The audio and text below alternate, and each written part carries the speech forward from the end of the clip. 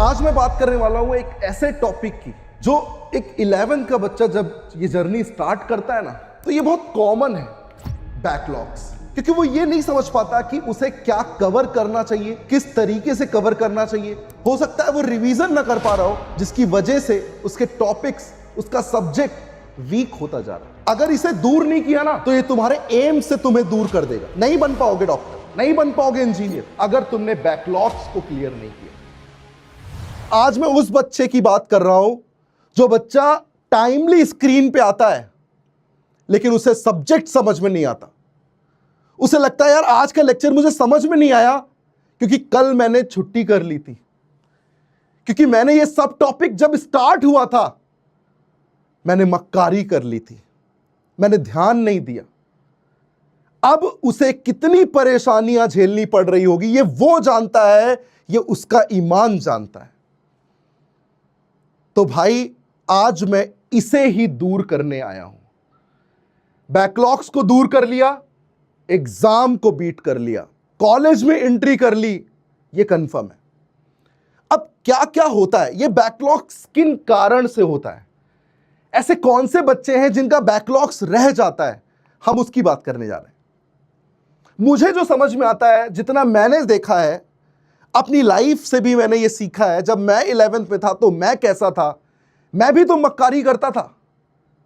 मुझे भी तो लगता था कि मैं बहुत तेज नहीं हूं पढ़ने में, लेकिन क्या मैंने चीजों को छोड़ दिया? नहीं, आज आपके सामने हूं, उसी लेवल को तैयार करवा रहा हूं, उसी लेवल के एग्जाम को क्लियर करवा रहा हूं। मतलब कुछ तो मैंने किया होगा। फिर वही मंत्र आज मैं आपको बताने जा रहा हूं। अब ध्यान से देखो, पहला कारण होता है वो बच्चा जो मक्कारी कर रहा है। बिल्कुल बिल्कुल मुझे बिल्कुल बुरा नहीं लग रहा है ये शब्द बोलते हुए, बिल्कुल मक्कारी कर रहा है वो बच्चा, उसका बैकलॉग तय है। और अगर उसने मक्कारी नहीं छोड़ी तो वो कभी इस एग्जाम को बीट नहीं कर सकता। चाहे कितने बैच खरीद ले वो, चाहे कितने प्लेटफॉर्म पे चला जाए, अगर ये मक्कारी नहीं गई ना, सब बेकार है। आइए दूसरे टाइप के बच्चों की बात करते हैं। हो सकता है कुछ बच्चे किसी कारणवश, फैमिली बैकग्राउंड, कोई और इमरजेंसी की वजह से, हो सकता है उन्होंने लेट स्टार्ट किया है, तो मैं उन्हें कहना चाहूंगा अभी भी देर नहीं हुई है। कुछ ही लेक्चर्स सब टॉपिक्स में आपके गए हुए हैं। फिजिक्स में देख लीजिए, केमिस्ट्री में देख लीजिए, बायोलॉजी में देख लीजिए। Max to max 8 lecture, 9 lecture, इससे ज्यादा लेक्चर नहीं है।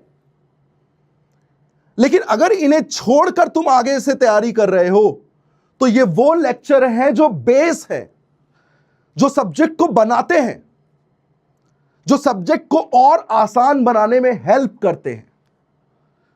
छोड़ नहीं सकते।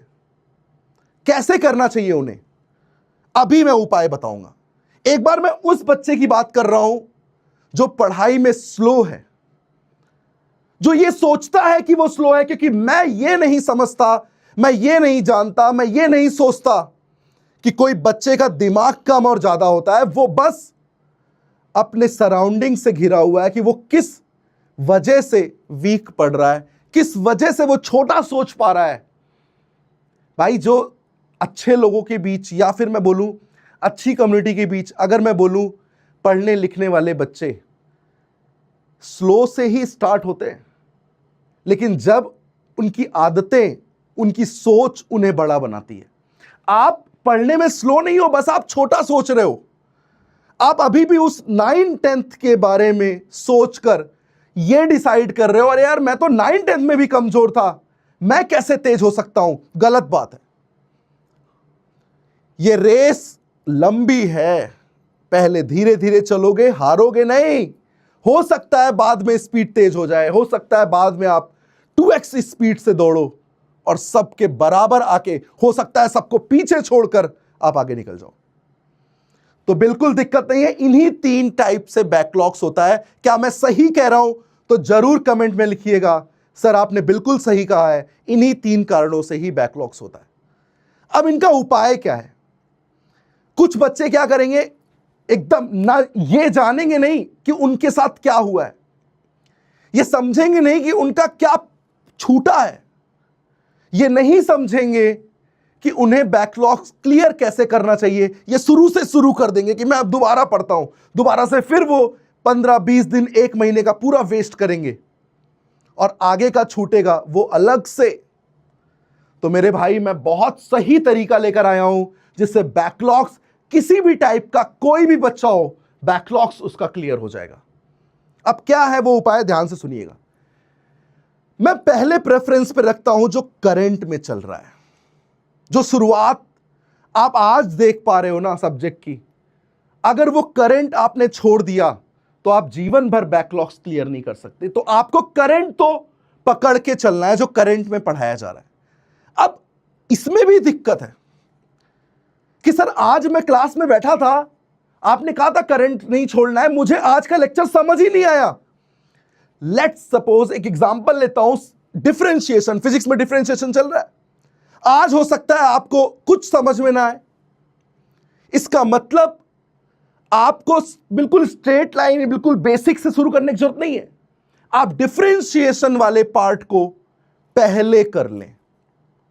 वो 2-3 लेक्चर जो आपके स्टार्टिंग के छूटे हैं ना, वो पहले कर लें, जिससे आप करंट सिचुएशन को समझ सको। एक्टिंग नहीं करनी, मोबाइल के सामने 1.5 घंटे नहीं बैठना, कोई शक्ति नहीं आ जाएगी। एक्टिंग बंद करो, लाइफ से एक्टिंग बंद करो, रियलिटी में जीना शुरू करो। कमजोर हो, तेज हो जाएंगे। तेज है तो उड़ेंगे नहीं, समय पे सारा काम कंप्लीट करेंगे, जिससे ये हमेशा के लिए बना रहे कि मैं हमेशा पढ़ने में सही रहा हूं। तो रियलिटी में जीना शुरू करो। हवा में नहीं लेना है कि शुरू से शुरू कर दिया, सब लेक्चर देखे जा रहे हैं, भाई साहब आज पूरा कंप्लीट कर लिया है, खुश हो रहे हैं। नहीं, तुमने आज के 2-3 दिन और वेस्ट कर दिए, फिर तो एक दिन रेस्ट का लो, चीजों से हटो। एक दिन करंट टॉपिक्स के सब टॉपिक को उस दिन पूरा कंप्लीट कर लो, जिससे नेक्स्ट डे आपका तगड़ा हो जाए, जबरदस्त हो जाए। फिर क्या है, फिर आराम से पूरा करते रहो।